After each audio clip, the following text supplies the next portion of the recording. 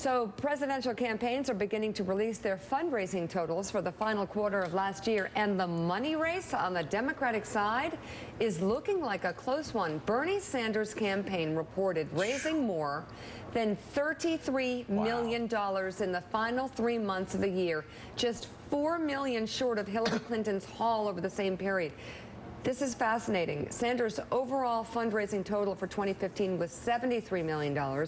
He'll head into the new year just $10 million behind Clinton in terms of cash on hand. The Sanders campaign says its $2.5 million donations over the past year broke the record set 4 years ago by President Obama's re-election committee.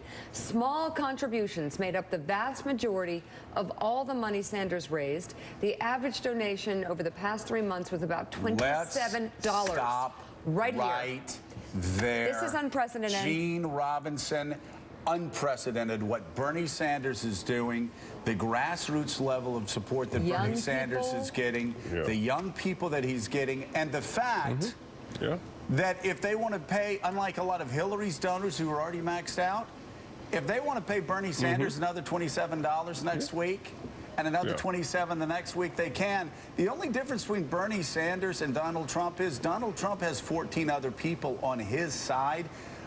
You have a feeling if 14 Democrats were running, it would be Bernie Sanders that would be running away with the Democratic nomination right now. Well, possibly because he has that sort of irreducible nub of support, or seems to have that irreducible nub of support that Trump has on the Republican side.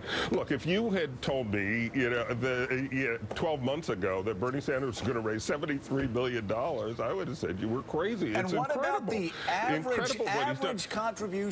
$27. Yeah, so God bless America right there. That God says bless a lot. America. That says a lot about how. Staggering. That says a lot about how many people he's reached and how many people are with him. Look, he has a good shot in Iowa. He has a good shot in New Hampshire, and we know that Hillary Clinton can go into the last week in Iowa with everybody thinking she's going to win, and she can lose. This has happened before. So the big question again, as I said earlier, for Bernie is where do you go from there? So because you may run into a genuine firewall in South Carolina. But people can still add more. Here's Sanders talking about his campaign's fundraising yesterday. Well, I think that people are tired of establishment politics and establishment economics. And one of the manifestations of that is the kind of incredible fundraising that we've been doing in terms of small individual donations. We have 2.5 million small individual contributions to our campaign. That is more than any campaign in the history of the United States of America, and I think that speaks to the enthusiasm and support that we're getting at the grassroots. And there is enthusiasm. These are people that love him, and they're not looking for anything like ambassadorships or anything like that. They just want to give him money. And also, like Chris Christie, he's been out there working it every day, in the trenches, getting exhausted every day. You look at that guy that was just on this week. And if that guy came to me and said, hey, I want to run for senator in mid-sized state, I'd go, yeah, that's really nice. Why don't you try Congress? And you look at Donald Trump, and you look at Donald Trump's crazy campaign. This is the year, Willie. I mean, it's such an obvious statement. But talk about the year of the anti-politician. The reason why Marco, Jeb, all of these people that look pre-packaged are not doing so well. I mean, look at Bernie Sanders and Donald Trump. They are the anti-politicians of all time, and they're doing great. And in their own different ways, they're railing against the way business has been done in this country for the last several years, called a generation.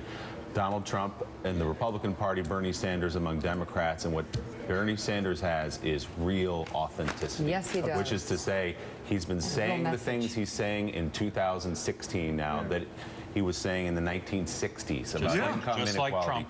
He has just like Trump. And they both believe what they say, which is such a big benefit. And by the way, everybody like saying, well, what does Trump really believe? Is he a Democrat? Is he a Republican? You go back and you can see him saying the same thing to Jane Pauley in 1988. We're being suckers. The Japanese are suckering us. We're so stupid. Our leaders are stupid. We're getting ripped off. We don't have any good good leaders. He's worried about the middle He class. is saying the same thing that he's been saying for the past 30, 40 years. I'll tell you two things about Bernie Sanders. One is that he's coming to New York tomorrow, and he's got a day here in the city. It's a month out from the Iowa caucuses. He's not doing any fundraising here. Like, there's never been a presidential candidate in history who would show up in New York City a month before the Iowa caucuses. He's not doing any fundraising while he's in town because that's not how he raises his money. The second thing is that $28 million of cash on hand. This is an incredibly important number because it tells you one thing. He's going to have enough money to advertise at parity with Hillary Clinton in Iowa and New Hampshire. And that's the whole game for him right now. But he can be on the air matching her dollar for dollar for this last month. And that puts him, that means he can, again, he may or may not win in those two states, but it's not going to be because she beats him in the money race.